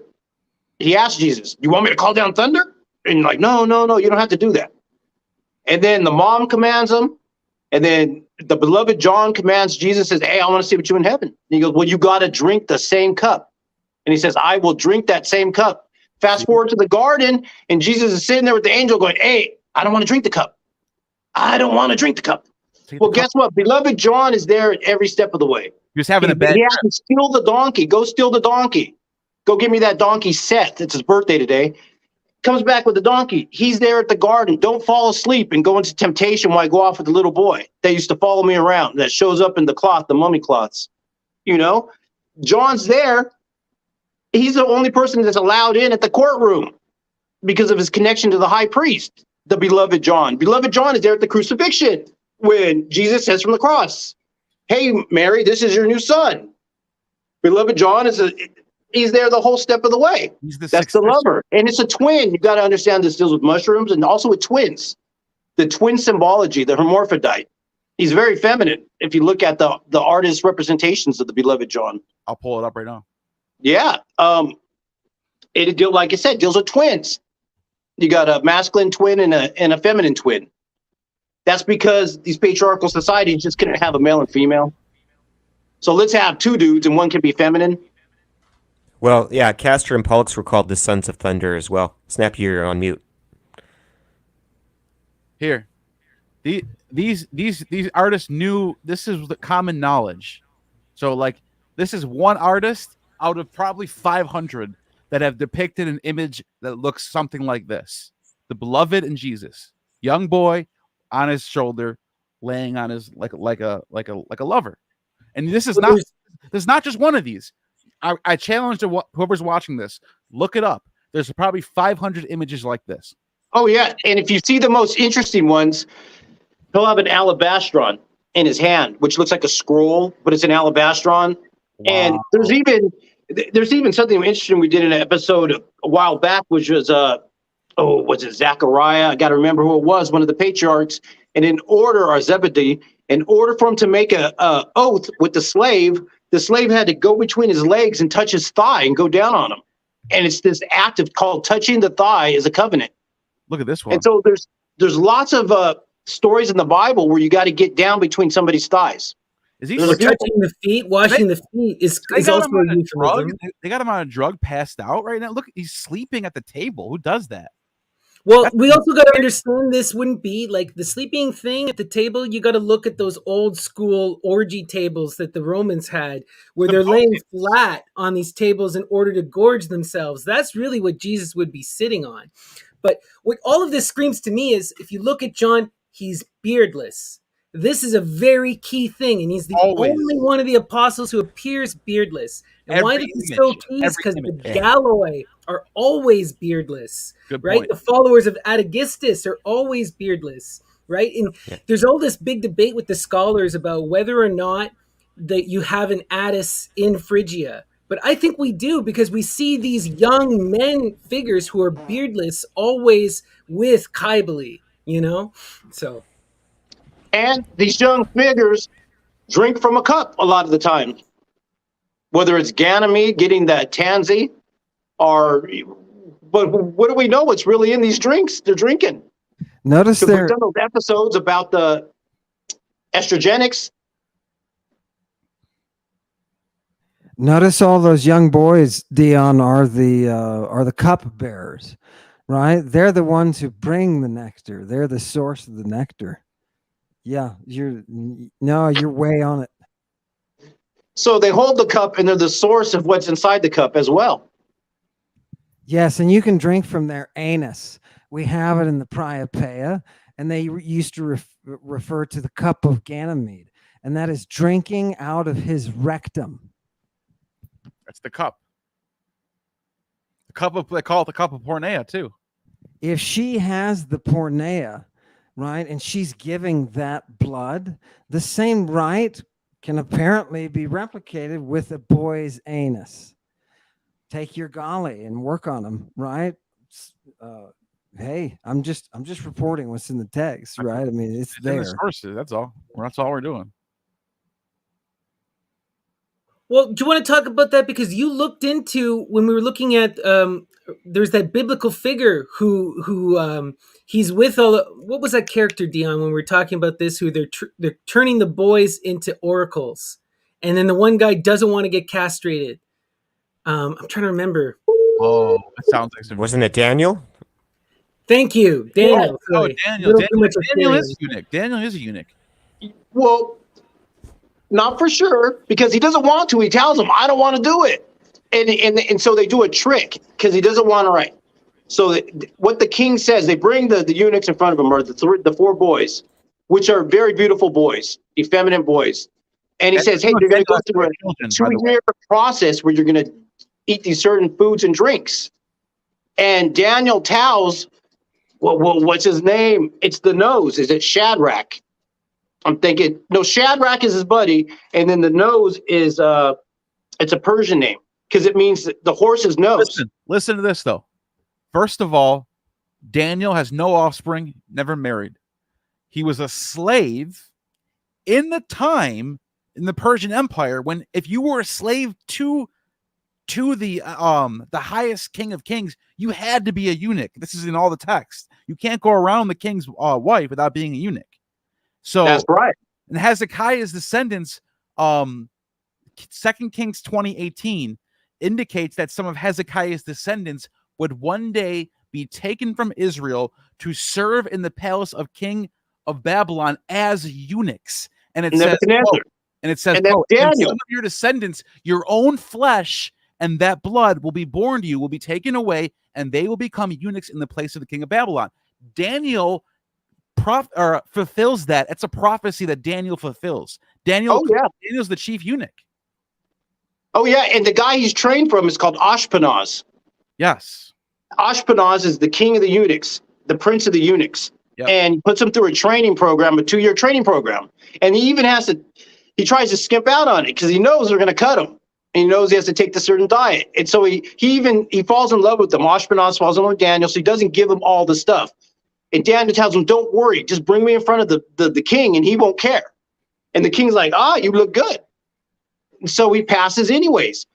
You know, and it's years later, those Shadrach and the other 3 eunuchs, they put him into the fire to try to burn him. You know, supposedly for some reason they don't burn. And it goes back to this story of putting people into fire to burn them, to burn off their immortality. And that deals with Zoroastrianism, baptism through fire. That deals with the ball, putting the baby over the fire. That deals with the Slavic Kupala ceremony, Kupala jumping over the fire. Magi. Or sati in the Indian being burned. You know, you see this imagery of the women also, you know, it's usually the female being burned. And there's also all of this rites about the tree, right?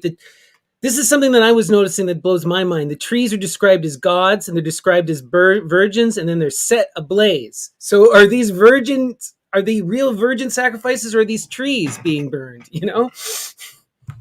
Makes you wonder about Moses' burning bush too, you know what I mean? Right. Acacia. It's made from acacia. Yeah, we know what happens with acacia and Syrian rue if you combine them. Yeah. You can take each on their own, it's good enough. But if you combine them, boom, boom. And they were using acacia in Egypt as a spermicide. Oh, it grows Because you put wild acacia inside the vagina and it activates lactic acid. And everywhere. as well, they like were the fermenting virgin- acacia. It all in, grows wild there. oh, Okay. yeah. But And one thing, acacia is used in different ways. You can extract that. You know, I think Neal loves his acacia, from what I understand. He drinks it, I got he some right eats it, I got acacia. puts it on his body. Good but stuff. one thing I wanted to bring up, and we're Use going to for be herbal having dye, Chris, too. we're going to be having Chris Bennett on the next Witches Symposium, which is going to be fantastic. Marijuana activist, researcher, historian. But one of the things that I always was, when I was looking at this stuff about these trees being described as virgins and being set ablaze, what if it's marijuana that's not fruiting? You know, like what if it's a plant that's not producing fruit? That's a virgin tree, you know? Like what if there's, I think this is a drug reference, even this, right? It's like the smoke, this, Kapnobates, right? And all of the connection with those who read through the smoke and whatnot. People don't realize all of the different, you and I, all five of us could go down to the Roman marketplace. We could get the right drugs. We could take them to the right bath, and we could enter into the right fumigations, that we could all come out of it much better people. I don't understand why this stuff is like. So to go back to Revelation, Ammon, now that we're talking about drugs, okay, and you brought this up. So when you were analyzing Revelation 17, you talked about how the 10 horns and were drug parts, and there weren't enough horns to match up to the dragon heads, and we see the same image happening with she who's clothed in sunlight. And then there's also all this talk about how we will know 5 of the drugs. She will be one of the drugs, and then there's another that will be revealed or something. What is going on with all these drugs? Right. Remember, your main characters are all drug related. That beast, it's the same word that they're using at the same time, or roughly contemporary, or in the mid first century, for the activity, right? Whatever the drug is doing. So yeah, are they the beast? When you say on a beast, you and I hear beast, beast, beast, and immediately we're bombarded with bullshit images, and pastors perpetuate this, priests perpetuate it, and it's crap from the 19th century, and it has no connection with the original. You go to something on Apocalypse or Revelation, whatever you want to call it. You go into a presentation, they show you horrific monsters. You're not in the right place, right? That theriac is a potion. And those seals that it says they're breaking, those are seals that you put up your anus to dissolve. When you dissolve or break that seal, the drug has its activity. And you, like John, can go into the eremon, where you can stand there and you can hear a voice talking to you, which is what he says in the beginning. These are drug rights that they're going through, or you can just call it drug use in general. So we don't see that in the text. You don't see that unless you've been reading a shit ton of ancient medicine and you come across words and you say, oh my God, this is a scientific vocabulary that's being used here in the book, right? That's the real, that's underneath the bullshit that somebody, I'm sorry for using bad words, Snappy, that somebody can stand up and can look at a passage where a dragon that they don't even know what is, with his Scythian hair, is drinking, is entering into a moment of communion and drinking the blood of the oracle herself, and then going off to war. Yes, and they can't see that. They don't see any of the actual history. People didn't stand around and worship monsters, right? These are people. Hercules is a person. And what's going on in the background is just a reflection of that. And I don't understand why it is that the book of Revelation is so obscure, not because it's an obscure book, but because we don't read it, right? Well, you know what it is, you have though? read Revelation in English, you have never read the Apocalypse. If you've read it in English and that's it, you've never read Ammon, the biggest revelation from studying with you is that I never had read any of the Greek myths. I never read a single one of them, not just the Bible, but not a single one of these Greek myths, because it's the same exact thing, right? I was talking with Wretch the other day, and we were looking into the Armenispoi, these tribal cyclopses. And then if you start digging into the Greek, what do you find? You find drug references. And there's this herb that these people were said to be taking that would cause them, when they gave birth, to have children that were cyclopses. And it caused this fusing of the brain. So now we're wondering, what were these drugs doing to these people that they were obsessed with them?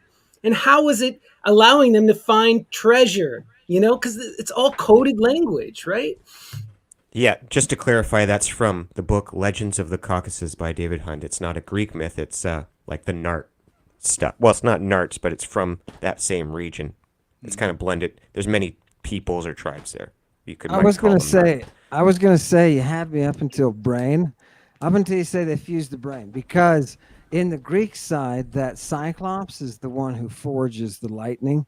They are the one who is seeing within the lightning. If you keep to the cult code, the Cyclops is just a representation of the person who is entering into the fire. That's why Jesus says when your eye is single, your whole body's full of light.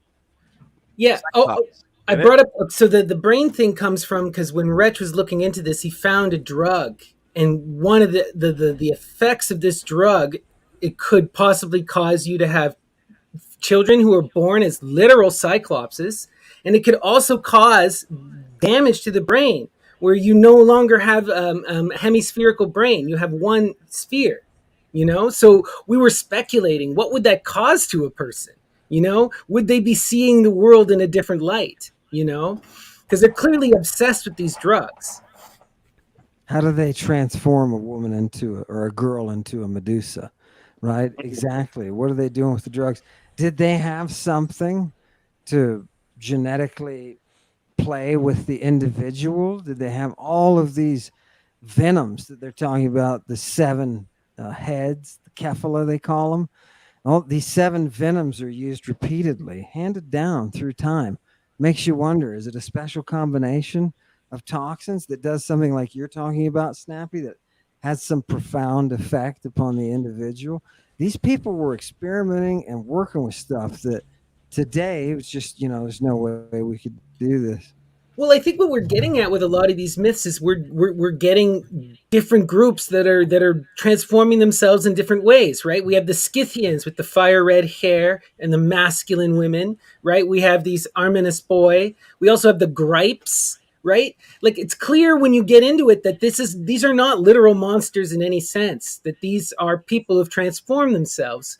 I always laugh at the Sphinx. That's a perfect example of what you're saying, Snappy, because everybody thinks the Sphinx is this crazy chimera, right? No, the Sphinx was a woman who had an army that would come down and pillage people and require so many sacrifices. We want young boys between the ages of so-and-so and so-and-so, right at the bloom of life. Give us 12 of them, or we're going to destroy your countryside until you hand them over, right? She's going to keep harrowing everyone. You have to, right? That's the whole deal. This is not, what is that? Harry Potter and Dumbledore. This is history, right? Bronze Age history. What is more historic than trying to grow mushrooms on a corpse and eat it to get high? That's gorgeous. You know what I mean? And so is the Sphinx. Why'd they call her the Sphinx? Right. Another perfect example is when we look at all of these writings of these histories where they're talking about the people who are collecting the incense, and they say that there are these flying serpents around the incense. To me, it's like they're taking the serpent venom in order to fly, right? And there's a combination drug going on between this tree sap and this serpent venom, right? This is not a literal flying snake. Yet you have people talking about, like, oh, there must have been flying snakes in Africa. No freaking way were there flying snakes in Africa, Flying snakes in Africa. I wish I would have saw some there. I did see some weird stuff in Africa, but not that. But, I'd like to bring it back to the Sphinx, the sphincter, ancient Egypt, the capstone. 12 times 17 is 204, which is the number of courses on the Great Pyramid. The top is missing, which would be course number 204, which would be the Great capstone of the pyramid. There's several books out that talk about Revelation deals with Egyptian numerology in terms of you have 12 and 17, you have the 7 and the 10 making the 17 again, with the horns and the heads. The 17 is the entrance of the Great Pyramid, the 17th step. There's a lot of there's few books out that I've got about Revelation relating to ancient Egyptian numerology and customs. Oh, Jesus is definitely a wannabe Osiris and Isis. He's trying to kill two birds with one. He's trying to be both. You know. And then we got the part in Revelation about eating the scroll, and it's like a drug trip there. Well, the Egyptians used to use drug inks and then write their spells on papyrus, and then they soak it in water and drink the water, or otherwise consume it. So there could be all kinds of things going on. Yes, Ezekiel. Ezekiel is eating the scroll. If you go into there's the a Bible, part in Revelation as well. It's in both, yeah. And it tastes good. And there's a priestess in the PGM who is that dark knight. She's the pederast, or the Great Mother, and she sticks that little scroll inside of her vagina, pulls it out, and then offers it for the sake of the vision. So if you don't see scientifically what's going on, why they're doing this, I mean, come on, dude, seriously, let's wake up. Yeah. So we got a question here from one of our good friends, Nancy. She wants to ask all of us, what about the keys that are mentioned in Revelation? Is this another drug reference? I'm gonna take that one because it's about drugs, and I studied drugs in antiquity. There is no indication from the language itself that it's a drug reference. I'm not, Nancy, I'm not going to step out there. I'm not going to step out there and say it unless I've got firm ground. And there is no linguistic ground for me to stand on. Every time that I say the beast is the Theriac, it's only because that's what the language is saying. And they're the keys of the keys, right? So does it have an ancient association with priesthoods and priestesses? Yeah, all of that, right? So the opening of that, is there something going on there? I don't know. But linguistically, no connection on my end with drugs. Do you know anything about the keys or have any thoughts on that, Wretch? Well, it seems it could be a Mithraic thing with Leah to Salaphiline. Peter holds the keys to heaven, and which is kind of a Mithraic thing apparently. So it's how you need those keys to be able to call down the stars from heaven, I believe. It's maybe not in Revelation that's in another part of the Bible, but where Peter's given the keys. But there's a lot of keys do come up in a variety of places, so that it's kind of hard to really pin it down what's going on there. We got Hecate, who's the key bearer. It's one of her titles. Sometimes there's a reference for custodians of a priesthood. So you're becoming a high priest of some sort of form. It's the correct interpretation of the mystery symbolism is the keys, is what I would say. And also you got the hands of Sabbatios. The 5 hands have like 5 keys sometimes depicted on them. 5 fingers, not hands, I meant.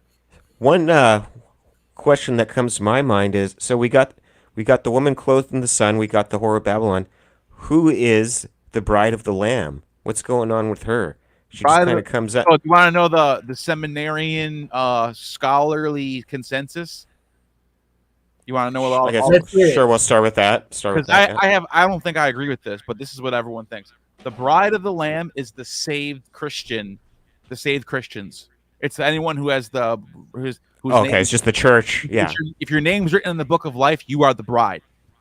You're on that wedding list. To me, all of that lamb imagery, it harkens back to the cult of Kybele. These are the eunuchs. What do you think, Ammon? Huh? Makes sense. When I first started reading Apocalypse years ago, and I found that the Arneon that they're all talking about, this lamb. Everybody's into this lamb, lamb. Bah. You can even see it in the friggin' illustrations from the Dominionists who were bringing a little picture of a lamb. Bah. The funny thing is, when I first found out that Arneon is the name for lamb skin, and it can be a reference to a small piece of writing. It can be a reference to some kind of indictment that's written on a skin. All of a sudden, the holy song. Okay, if we're talking about mysteries, this is the mystery. That holy song is the very centerpiece. It's why the dragon guards it, because it's got her voice on it. And everybody knows in the mystery, her voice is more powerful than the drugs. So, is there a reason they call it the Arneon? You know what the dragon guards? He guards that lambskin. You know, Right. Let's I take us think- back to Medea, I right? think you can also argue. I think you can also argue that the lamb is a symbol of baby of Zagreus. Zagreus, because Dionysus is the goat, but also Zagreus can be the lamb. Right. Yeah. And by the way, John, the Bacchic, John, everyone agrees that John, out of the four main gospels, is the most Bacchic. You get the divine imagery. I am the true vine. My father is the husbandman with the scythe in his hand, like Saturn. You get all that imagery, and that's the one where you get all the lamb shit in too. So it's probably, it could be they could be borrowing from the Bacchic mysteries and applying it to Jesus. He's the lamb now. He's the true vine now. He's the You also scapegoat. see this, you see the same imagery associated with Attis as well, right?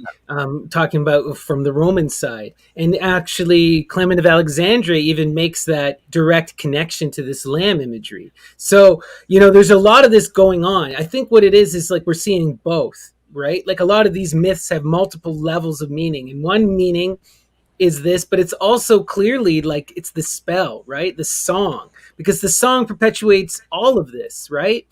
And it is the key thing that we're missing otherwise in the image, because where else would it fit, Yeah. What an appropriate place. What an appropriate place to come back to, though, because that Arain root is the same root that we get in Aradia. Right? And Aradia. So everything that is in this text is placed there for a reason. Do I think we can say symbolically what's happening? No. I don't want to do the symbols. I just want the actual, what's the dust underneath the surface? You know what I mean? Text. Yeah, the text. That's all. I'm going to stick to that text. And there's a lot of sex, there's a lot of drugs, and there's a lot of the universe turning around a mystery that is a sex resurrection. So there's one thing, though, about this whole thing that stands out to me and that I'm trying to understand is what's going on with this 666 in Nero. Because I don't think that can't be 100% true. What is the real imagery behind this? Or was there like a cult of Nero that was trying to bring him back? Because I'll explain it to you right now. So in Greek, Neron Kaiser has a gematria of 666. I get that part, but I want to know there's more to this image, though. But Jerome takes the same exact passage in Latin and he changes the number to 616, so it's just it's a gematria thing. However, but 666 relates to Helios, right? When we go back, so I went and I started looking at some of the not the gematria, but the Greek. And 666 is about the sun, about the divine child to come, and is related to Helios. Real quick, let me say something real quick. There is Persephone and what's his name? Adonis have to split the underworld. Have to split the time of the underworld for 6 months each. And Persephone took 6 bites of the pomegranate. So you have a 6, a 6, and a 6. And it's connected with the underworld. Yeah, it's this image of flipping the poles again. It's this duality thing again. And it's this child of the sun again, I think, right? I dug up St. Isidore once because I have no freaking clue. I do know that there's 2 different manuscript traditions that one of them has 616 Latin. and the other has 666. So I know there's that literal dispute from whatever. But the only thing I ever found even slightly related to this, because so many Christians are trying to guess. They're trying to find it. What is the 666? I only found one satisfying answer. Saint Isidore tells us the number of the Antichrist is the equivalent. Now, I'm not talking using numbers to represent, using letters to represent numbers. The Greeks and Romans are doing this from time immemorial, right? Alpha is 1, beta is 2. What I'm talking about is he says the name is the equivalent of Ammon. And I thought that was cool because I thought I kind of like taking the. Now, why he made that conclusion, he doesn't say, right? He's not adding up numbers. I know why. Because Ammon is the very image of the opposition to the Judeo-Christian religion. He's the horned god that kicked the Jews out of Israel. They don't get that in the Bible. That's the historical memory that all these sources are talking about. That Ammon caused the plague and kicked the Hyksos out of Israel, or out of Egypt. And everyone knew that. It's in Tacitus. It's in a whole bunch of sources. Plutarch writes about this. So that's why Ammon is the devil, because he's the horn god who doesn't like the Jews. Period. But it's also a similar thing we see with this incarnating figure. Ammon is representative of the dragon. I think also, right? And you see all kinds of characters called Ammon across history, and they're always doing this similar kind of thing. Ammon took the form of a dragon and mated with Olympias, mother of Alexander, just like Zeus took the form of a dragon and mated with the Korah. Yeah, and to produce, as we all know. And that the word is actually an ancient chant for invoking something. Amen. Amen. Like that's what Plutarch thinks that's where you get the amen from. Yes. Could Ammon be associated with the little beast who has the horns and the tongue of a dragon then? Who speaks on behalf of the big beast? What's this other little beast guy about, I wonder? Did you ever notice where that beast stands? He stands on the water, doesn't he? On the shore. Right on the shore. You know what he stands on? He stands on the Hamon, or the Ammon. It's unaspirated, excuse me. On the Ammon, which is their word for sand, right? Like beach sand or shore sand. That's where that beast arises, right? So, yeah, they're gorgeous. One thing I want to ask you about is this imagery of the mark of the beast, because it's been standing out to me lately, because when I was looking into the Gali, they're described as being heavily tattooed, And I'm wondering, what are these tattoos really of? I just thought of something. Sorry, I had to say this. Yeah. The digamma. We forgot about the digamma. The 3 digamma and 6 and Vav. And by the way, this is a weird coincidence, because Satanism and Luciferianism is about knowledge. They're eating from the tree of knowledge of good and evil, becoming like a god, right? And then the internet, which is supposed to be satanic and evil because it's all this knowledge and all this antichrist stuff coming off the internet. Well, what do you got to type in to go on any website? You got to type in www, which equates to 666. Vav, vav, vav. Digamma. 666. No matter what language you want to use it in, it's 666. Hebrew or Greek. Now that's interesting for sure, right? No, there's definitely that relates to this language of the dragon, the digamma, right? It brings us back to that primordial Pelasgian as well, And I think this also has something to do with these tattoos, because the tattoos are described as writing. So this takes me back to that question. What's going on with these tattoos, Ammon? It's the mark. And notice that they're not odd. Jesus has his people do the same thing. People are always telling me, I got fundamentalist family members telling me the mark.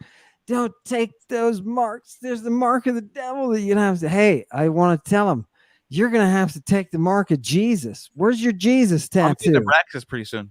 Right. Well, Yeah. just to let you guys know, I have Ammon tattooed right there. It's my last name. Is it really? Oh, that's Yeah. awesome. I didn't even That's know that. awesome. Amazing. That's dope. That totally rocks. That totally rocks. Dion, I think were you ever a rock star at any time? Because I get this kind of feeling. You know what I mean? I tried. It didn't happen.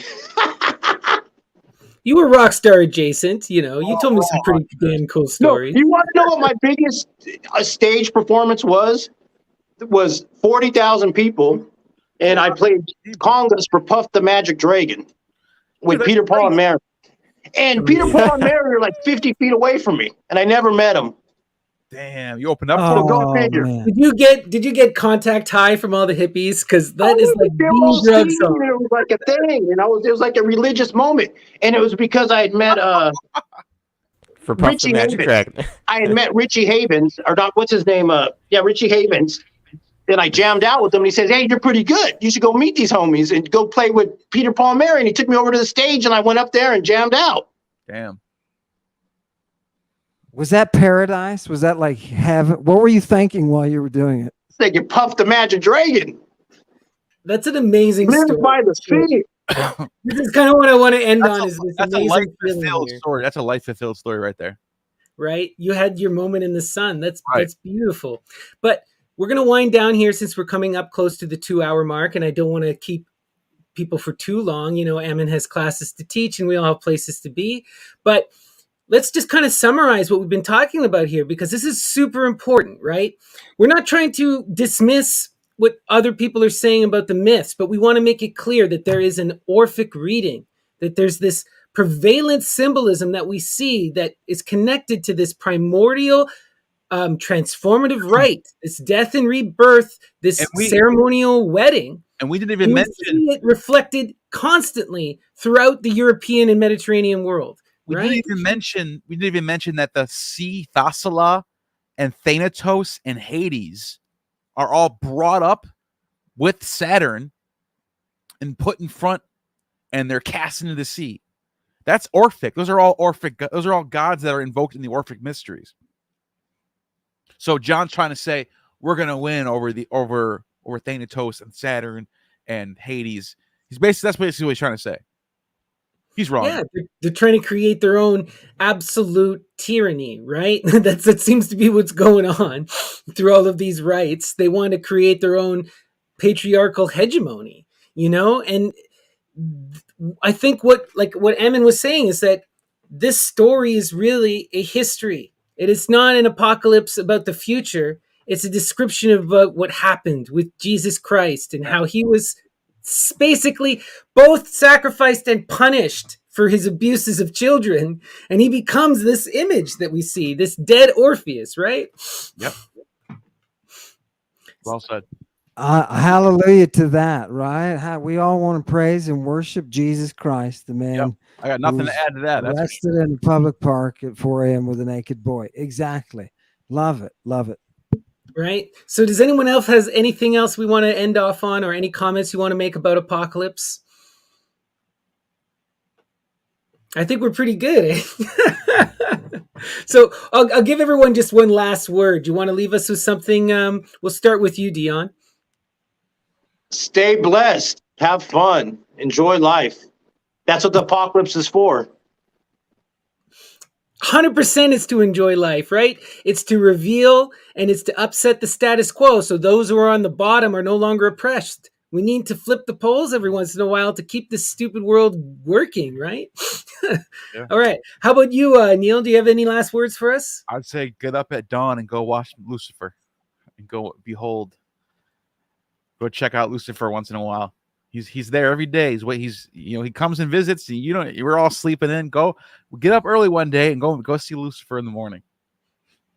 Right. And next time there's a new moon, go look for the goddess Venus. She'll be the brightest thing in the stars, right? All right, Wretch, do you have anything to leave us with? Well, we got all of these ancient texts talking about they their own ideas about the one true religion. I just want to say, if you know the sacrament, you don't need the priests, you don't need the religion. You can forge your own connection to the gods. So I just want to encourage people to DIY. Right. We noticed that a lot of these ancient cultures, there was a separation between the rites and philosophy. You know, the rites were just how this stuff worked. Philosophy was where we debated morality and we created religion. You know, you can do that for yourself. So, Ammon, any last words to leave us with on our apocalypse journey here? Yeah, I want to say thank you to your audience that, is giving us their time to sit and partake in this kind of salon and this kind of discussion. I'm honored to be here with you people, and I'm not wearing underwear. Love it. All right, everyone. Thank you so much for tuning in. We have been Witches Symposium, and next week we're going to be doing a very special episode where we're going to be talking with a good friend of Wretches and a special guest, Chris Bennett, who's a marijuana activist, author, and historian. So that'll be great. So tune in for that, everyone, and hail Satan. I'll say it. Hail Satan. Hail Satan.